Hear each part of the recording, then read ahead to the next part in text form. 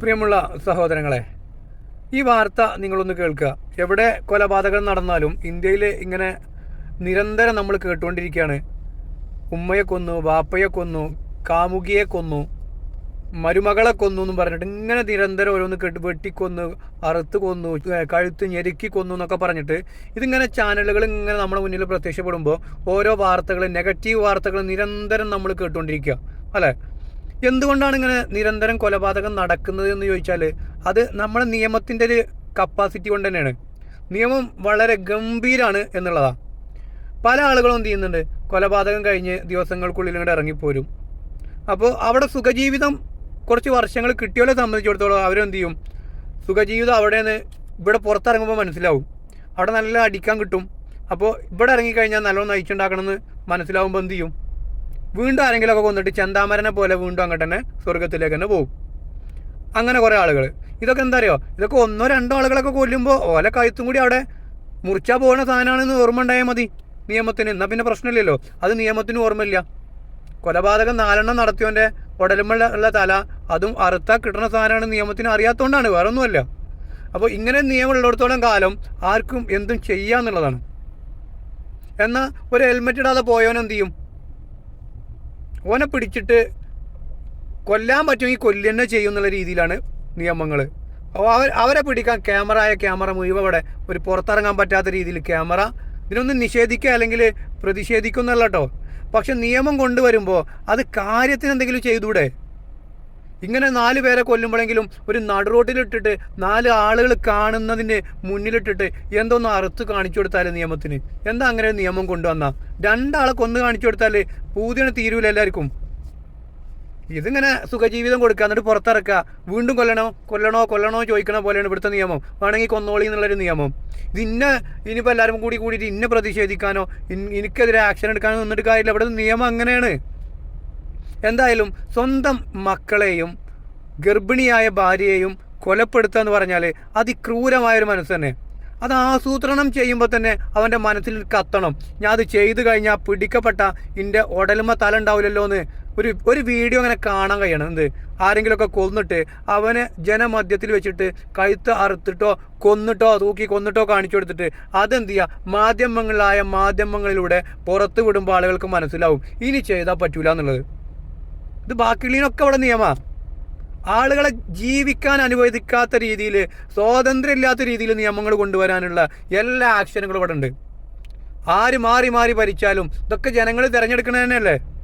ഇവിടുത്തെ പൊതുജനങ്ങൾ തിരഞ്ഞെടുത്ത് കൊണ്ടുപോകുന്നത് അവർക്ക് ജീവിക്കാനും അല്ലെങ്കിൽ അവരെ സേഫാക്കാനും അവരുടെ കുടുംബത്തിൻ്റെ ജീവിതം സേഫാക്കാനും അല്ലാതെ എന്ത് നിയമങ്ങളാണ് ഇവിടെ ഉള്ളത്? ആളുകളെ നികുതി, ആളുകളങ്ങോട്ട് ജീവിതം അങ്ങോട്ട് ഇറുക്കിയിട്ട് ഒരു പട്ടിണി കിടക്കുന്നവനെ ഇറുക്കി പിടിച്ചിട്ട് അവൻ്റെ നിന്ന് വാങ്ങാനുള്ള പണിയെടുക്കും.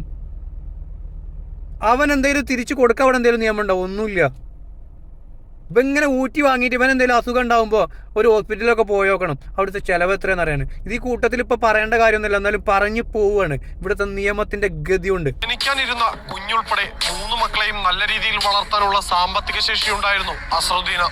എങ്കിലും അത് നിങ്ങൾ പറഞ്ഞത് വളരെ നന്നായി. കാരണം എന്താ അറിയോ, ഓന സാമ്പത്തിക സ്ഥിതി ഉണ്ടെങ്കിൽ ഓനെ സംബന്ധിച്ചിടത്തോളം ഇറങ്ങിപ്പോരാൻ സിമ്പിളായിട്ട് പരിപാടി നടക്കും. അതുകൊണ്ട് അവനിപ്പം ഇനി 3 ആളെ കൊന്നതും വിഷയമല്ല, ഇനി 4 ആളാണെങ്കിലും കുഴപ്പമില്ല. അവനിവിടെ ആരും എന്ത് ചെയ്യാനാ? കുറച്ച് ദിവസം കഴിയുമ്പോൾ നിങ്ങൾ തന്നെ വാർത്ത കൊണ്ടുവരും, ഇവൻ പുറത്തിറങ്ങി. നിങ്ങൾക്ക് ഇതാണുള്ള പണി. നിങ്ങളെ സംബന്ധിച്ചിടത്തോളം നിങ്ങൾക്ക് വാർത്തയാണ് വേണ്ടത്. അത് നിങ്ങൾ പുറത്തിറങ്ങുമ്പോൾ ആണെങ്കിൽ അവിടെ പോയിട്ട് ഷൂട്ട് ചെയ്തിട്ട് തലങ്ങും വിലങ്ങും ഓടിയിട്ടും മറിഞ്ഞിട്ടും വീണിട്ടും തല കുത്തി മറിഞ്ഞിട്ടെങ്കിലും നിങ്ങൾ വീഡിയോ എടുത്തിട്ട് പുറത്ത് വിടും. അത് പിന്നെ നിങ്ങളെ പണിയാണല്ലോ. അത് നിങ്ങൾ എടുത്തോളി, കുഴപ്പമില്ല, നിങ്ങളെ കുറ്റം പറയുന്നതല്ല. പക്ഷെ എന്താണെന്നറിയോ, ഇതിനൊക്കെ പ്രതിഷേധിക്കാനും വേണം ഇതുപോലെ കഴിവ് എന്നുള്ളതാണ്. എനിക്ക് ജനിക്കാനിരിക്കുന്ന 3ാമത്തെ കുഞ്ഞെങ്കിലും ആൺകുഞ്ഞാകണമെന്ന ആഗ്രഹം. കണ്ടല്ല, ഇവനൊരാണാണ്. എന്നിട്ട് ആ ആണ് കാണിക്കുന്ന ഒരു ക്രൂരമായ അവസ്ഥയാണ് കേട്ടോ. എന്നിട്ട് അവൻ്റെ മനസ്സിൽ ഈ ക്രൂരത ഉണ്ടായിട്ടും ഓൻ ചിന്തിക്കണ ഒരു ആൺകുട്ടി ഉണ്ടാവണമെന്നാണ്. നല്ല മനസ്സാണല്ലോ അല്ലേ? ഓന് വേണമെങ്കിൽ വല്ല ഗുണ്ടായുസത്തിനും പറഞ്ഞയച്ചിട്ട് അതിന്ന് പിരിച്ചിട്ട് ജീവിക്കാമെന്ന് വിചാരിച്ചിട്ടുണ്ടാവും ചിലപ്പോഴേ. അതൊരു തെറ്റല്ലല്ലോ നിയമത്തിനനുസരിച്ച്. എങ്ങനെയാണ് ആൺകുട്ടി ഉണ്ടാകുന്നത്, എങ്ങനെയാണ് പെൺകുട്ടി ഉണ്ടാകുന്നത്, ആരാണ് അതിൻ്റെ കാരണക്കാര് എന്നുള്ളത്, ആണാണോ പെണ്ണാണോ, സ്ത്രീയാണോ പുരുഷനാണോ, ഭാര്യയാണോ ഭർത്താവാണോ എന്നുള്ളത് ചെറിയൊരു വിദ്യാഭ്യാസമുള്ളവർക്കറിയും. പ്രധാന കാരണം ആരെടുത്തുനിന്ന് വരുന്നതാണ് ഉണ്ടാവുന്നത് എന്നുള്ളത്. അതുകൂടി അറിയാത്ത പോത്തുകളെ പോലെ ജീവിക്കുന്ന വന്യമൃഗങ്ങൾക്ക് വിവാഹം കഴിപ്പിച്ച് കൊടുക്കുമ്പോൾ ചിന്തിക്കണതൊക്കെ. ഇയാൾ അടുത്ത സുഹൃത്തുക്കൾ ഉൾപ്പെടെ പലരോടും പങ്കുവച്ചിരുന്നു. അസറുദ്ദീൻ പറഞ്ഞത് പ്രകാരം കുടുംബത്തിനൊപ്പം അവധി ദിവസം ചിലവഴിക്കുകയായിരുന്നു ഇയാൾ. കുടുംബത്തിന്റെ ഉടമസ്ഥതയിലുള്ള സ്വിമ്മിംഗ് പൂളിൽ കുട്ടികളും ഭാര്യയും കാൽ തെറ്റി വീഴുകയായിരുന്നു എന്ന് അസറുദ്ദീൻ ആശുപത്രി. അപ്പൊ അവരെ കുടുംബത്തിൽപ്പെട്ട സ്വിമ്മിംഗ് പൂൾ തന്നെയാണ്. അതിൽ കൊണ്ടുപോയിട്ട് മുക്കിയിട്ട് കൊന്നു. 2 പിഞ്ചു പെൺകുട്ടികളൊക്കെ കൊല്ലുമ്പോ അവന്റെ ഒക്കെ ഒരു അവസ്ഥ എന്താ? ഇവനൊക്കെ ഒരു രക്ഷിതാവ് ഒരു കുടുംബത്തിൽ ജനിച്ച് ജീവിച്ച ആൾ തന്നെയല്ലേ? അതോ വല്ല മൃഗശാലയിൽ മൃഗങ്ങളടിയിൽ ജീവിച്ചതാണോ? അതോ കന്നുകാലികളെ പോലെ തൊഴുത്തിൽ വൈക്കോല് നിന്ന് ജീവിച്ചതാണോ എന്ന് മനസ്സിലാവാത്ത അവസ്ഥയാണ് ഇവൻ്റെ ഒക്കെ പെരുമാറ്റം കാണുമ്പോഴേ. അവനവൻ്റെ കുട്ടികളൊക്കെ കൊല്ലുക എന്ന് പറയുമ്പോൾ അവൻ്റെ കൈയൊക്കെ ശരിക്കും മനുഷ്യൻ്റെ കൈ കുഴഞ്ഞു പോകൂലേ മനുഷ്യനാണെന്നുണ്ടെങ്കിൽ? അധികൃതരോട് പറഞ്ഞു. ആശുപത്രിയിൽ എത്തിക്കുമ്പോൾ തന്നെ ജീവൻ നഷ്ടപ്പെട്ട 3 പേരെയും പരിശോധിച്ച ഡോക്ടർമാർക്ക് ഈ കഥ വിശ്വാസയോഗ്യമായിരുന്നില്ല. ശ്വാസകോശത്തിലെ വെള്ളം ഇവനൊക്കെ ശരിക്കും പൊതുജനങ്ങൾക്ക് എന്താ വെച്ചാൽ കാട്ടിക്കോളി എന്ന് പറഞ്ഞ് വിട്ടുകൊടുക്കുമ്പോൾ അങ്ങനെ 2 ആളുകളെ വിട്ടുകൊടുത്താൽ മതി. നിയമം കണ്ണ് ചിമ്മുക. നിയമം എല്ലാത്തിനും ഇവിടെ പൈതുകളുണ്ടല്ലോ. ലൂപ്പ് ഹോളാണല്ലോ ഇവിടെ ഉള്ളത് മുഴുവൻ. ലൂപ്പ് ഹോൾ മുഴുവനായിട്ട് എല്ലാവർക്കും അറിയാം. എല്ലാത്തിനും ഹോളുകൾ, പുറത്തിറങ്ങാനുള്ള ഹോളുകൾ നല്ലോണം ഉള്ളതുകൊണ്ടാണല്ലോ അപ്പോൾ അതൊക്കെ പ്രശ്നം.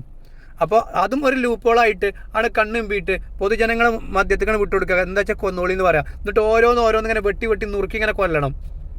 അതാ വേണ്ടത്. ഇത് പറഞ്ഞ എൻ്റെ അടുത്തേക്കാരം തെറ്റ്. ഇന്നെ ആക്ഷേപിക്കാനും അധിക്ഷേപിക്കാനും ഇന്നെ കുറ്റപ്പെടുത്താനും ട്രോളാനും അല്ലെങ്കിൽ എനിക്കെതിരെ നിയമത്തിൻ്റെ നടപടികളൊക്കെ ചിലപ്പോൾ ഉണ്ടാവും. അതിന് സിമ്പിളാണ് ഇവിടെ. അതിന് പറ്റിയ നിയമമാണ് നമ്മളെ നിയമം. ഇതൊക്കെ പറയാതിരിക്കെങ്ങനെ? അളവ് ഉൾപ്പെടെ ശാസ്ത്രീയ തെളിവുകൾ അസറുദ്ദീന് എതിരായിരുന്നു. ആശുപത്രി അധികൃതർ അറിയിച്ചതിനെ തുടർന്ന് അന്വേഷണത്തിനെത്തിയ പോലീസുകാരാണ് ക്രൂരമായ കൊലപാതകത്തിന്റെ ചുരുളഴിച്ചത്. 2 കുട്ടികളും പെൺകുട്ടികളായതോടെ 3ാമത് ഭാര്യ ഗർഭം ധരിച്ചതും പെൺകുട്ടിയായിരിക്കുമെന്ന് പ്രതി സംശയിച്ചു. തുടർന്ന് പ്രതി ഭാര്യയെ നിരന്തരം ഗർഭചിത്രം നടത്താൻ ആവശ്യപ്പെട്ട് ഉപദ്രവിച്ചിരുന്നതായി ഫർഹാനെ. ഇതൊക്കെ ഉപദ്രവിക്കുമ്പോൾ നോക്കണ്ടേ? ഇവിടെ നിയമം എന്ത് നിയമല്ലേ? ഞാനും പിന്നെ വീണ്ടും നിയമത്തിക്കന്നെ വരുന്നത് അറിയാതെ വന്നു പോവാണ്. എന്നാലും ഒന്ന് പറഞ്ഞു നോക്കാമായിരുന്നു. ഒരു പോലീസ് സ്റ്റേഷനിൽ പോയി കാണാൻ ഇങ്ങനെയൊക്കെ ചെയ്യുന്നുണ്ടെന്നേ. വല്ല ആക്ഷൻ എടുത്തെങ്കിലോ? ഇവിടെ എന്തോ ആവാം. CM മടവൂര് രക്ഷിക്കുമെന്ന് പറഞ്ഞിട്ട് സ്വന്തം ഭാര്യനെ പ്രസവ സമയത്ത് ഹോസ്പിറ്റലിൽ കൊണ്ടുപോവാതെ വീട്ടിൽ നിന്ന് പ്രസവിപ്പിച്ചിട്ട് ആ സ്ത്രീ എന്ത് ചെയ്യാണ്? മരണത്തോട് മല്ലിടുമ്പോൾ പോലും ഹോസ്പിറ്റലിൽ കൊണ്ടുപോയില്ല എന്നുള്ള. എന്നിട്ട് കൊന്നിട്ട് ഇവൻ കുറഞ്ഞ മാസം കൊണ്ട് ഇറങ്ങിപ്പോന്ന്.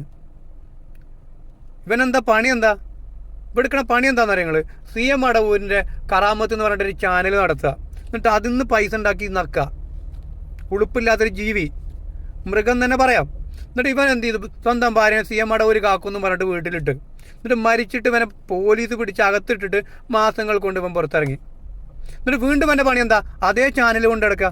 അപ്പോൾ നമ്മുടെ നിയമം എവിടെയാണ്? നിയമത്തിന് നമ്മൾ സല്യൂട്ട് അടിക്കണം വേണ്ടേ?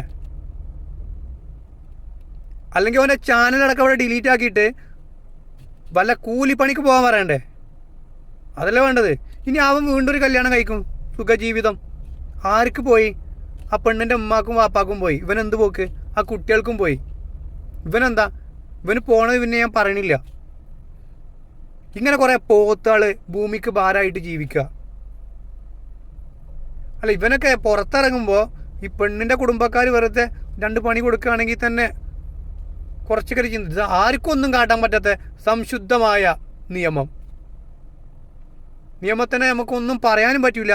ഇന്നാ ഇവിടെ നിയമത്തിൻ്റെ സംരക്ഷണം കൊണ്ട് ഇവിടെ ഉണ്ട്. ജീവിക്കാനും പറ്റില്ല എന്നുള്ള അവസ്ഥ. കഴിച്ചിട്ട് ഇങ്ങോട്ട് ഇറക്കാനും വയ്യ, മതിരിച്ചിട്ട് തുപ്പാനും വയ്യ എന്ന് പറഞ്ഞ പോലെയാണ് നമ്മളെ നിയമം. പറയട്ടെ.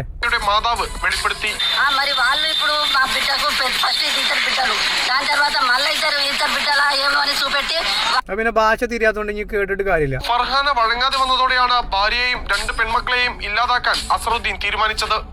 ഇതിനായി സ്വിമ്മിംഗ് പൂളിലേക്ക് കുടുംബത്തോടെ എത്തിയ പ്രതി ആദ്യം ചെയ്തത് സമീപത്തെ CCTV ക്യാമറകളെല്ലാം ഓഫ് ചെയ്യുകയായിരുന്നു. ശേഷം അതിനുള്ള ബുദ്ധി ഇവൻ ഉണ്ടായിട്ടുണ്ടെങ്കിൽ ഗൂഗിളിലൊന്ന് ജസ്റ്റ് അടിച്ചു നോക്കുക. എങ്ങനെയാണ് ആൺകുട്ടി ഉണ്ടാവുക, എന്തുകൊണ്ട് പെൺകുട്ടി ഉണ്ടാവും, എന്തുകൊണ്ട് ആൺകുട്ടി ഉണ്ടാവും, ആരാണ് പ്രധാന കാരണക്കാരി, അല്ലെങ്കിൽ പ്രധാന കാരണക്കാരൻ ആരാണ്, ഭാര്യയാണോ ഞാനാണോ എന്നൊക്കെ ജസ്റ്റ് ഗൂഗിളിൽ അടിച്ചാൽ മതിയല്ലോ. CCTV ഒക്കെ ഓഫാക്കിയിട്ട് ഇത് കൊല്ലാനുള്ള ഒരു മൈൻഡ് ഇവനുണ്ടെന്നുണ്ടെങ്കിൽ ഇവനൊക്കെ എന്താ വേണ്ടതെന്ന് അറിയാം. ഈ പറയണില്ല ഞാൻ. 3 പേരെയും വെള്ളത്തിലേക്ക് തള്ളിയിട്ടു. കുളത്തിലേക്ക് വീണ എല്ലാവരെയും അവിടെ തന്നെ പ്രതി മുക്കിക്കൊന്നു. സ്വിമ്മിംഗ് പൂളിലെ CCTV ദൃശ്യങ്ങളെല്ലാം മറയ്ക്കാൻ സാധിച്ചെങ്കിലും കുടുംബത്തിനൊപ്പം ഇയാൾ കാറിൽ സഞ്ചരിച്ച വഴികളിലെ CCTV ക്യാമറകളെല്ലാം ദൃശ്യങ്ങൾ ഒപ്പിയെടുത്തു. ഇത് തന്നെയാണ് പ്രതി അസറുദ്ദീന് കുരുക്കായതും. മാധ്യമങ്ങൾക്ക് പിന്നെ നല്ല മ്യൂസിക് ഒക്കെ ഇട്ട് ഇങ്ങനെ അടിച്ചാലേ അന്നത്തെ റേറ്റിംഗ് കൂടുതൽ കിട്ടും എന്നല്ലാതെ ഇവർക്കിപ്പോൾ എന്ത്? ആരും കുറ്റം പറയാനൊന്നുമില്ല. ഇങ്ങനെ ഒരു നിയമം ഉള്ളതുകൊണ്ട് നമ്മളെ രാജ്യത്ത് ജീവിക്കാനേ പേടിയാണ്. ഇപ്പം ഞാനിങ്ങനെ ഒരു യാത്ര ചെയ്യുകയാണെങ്കിൽ ഇന്നാരെങ്കിലും വെട്ടിയിട്ടുണ്ടെങ്കിൽ എന്തായി? ഞാൻ പോയി, എൻ്റെ വീട്ടുകാർക്ക് പോയി, എൻ്റെ കുട്ടികൾക്ക് പോയി, ഭാര്യയ്ക്ക് പോയി. വെട്ടിയോനെന്താ? ഒരു കുഴപ്പമില്ല, മറ്റന്നാൾ അവിടെ ഇറങ്ങും. ഇങ്ങനെ 4 ആൾ ഇറങ്ങുമ്പോൾ ആർക്കൊന്നും ചെയ്യാലോ. വല്ലാത്ത ജാതി നിയമം തന്നെ അല്ലേ? നിയമത്തിൻ്റെ മുന്നിൽ നമ്മൾ എന്ത് ചെയ്യണം? നമിക്കണം. വേറെ ഒന്നും പറയാനില്ല. എന്തായാലും ഈ നിയമത്തിനൊക്കെ എന്തെങ്കിലും മാറ്റം വരുമ്പോഴല്ലാതെ ഈ ഒരു കൊലപാതകങ്ങൾക്കും ഇങ്ങനെയുള്ള എന്താണ് ഒന്നും വേണ്ട. കുട്ടികളെ കൊന്നിട്ട് ഫ്രിഡ്ജിൽ കയറ്റി വെക്കുക, സ്വന്തം ഭാര്യ അറിയുന്നു വിചാരിച്ചിട്ട് കാമുകിനെ കൊന്നിട്ട് ഫ്രിഡ്ജിൽ കയറ്റി വെക്കുക. എന്നാൽ ഉപ്പിലിട്ട് വെച്ചൂടെ? അവർക്ക് തിന്നലും ചെയ്യാലോ. വല്ലാത്ത ജാതി മനുഷ്യന്മാർ. ഏതായാലും പോത്തുമല്ല മനുഷ്യനുമല്ല എന്നുള്ളൊരു ജീവിയാണല്ലോ. ഇതിൽ കൂടുതൽ എന്താ ഇപ്പം ഇതിനൊക്കെ പറയാ? ഓരോരോ ജീവികൾ. നിയമത്തിൽ മാറ്റം വരാതെ ഒരിക്കലും ഇങ്ങനെയുള്ള കാര്യങ്ങൾക്ക് മാറ്റം വരില്ല എന്നുള്ളതാണ് മനസ്സിലാക്കേണ്ടത്.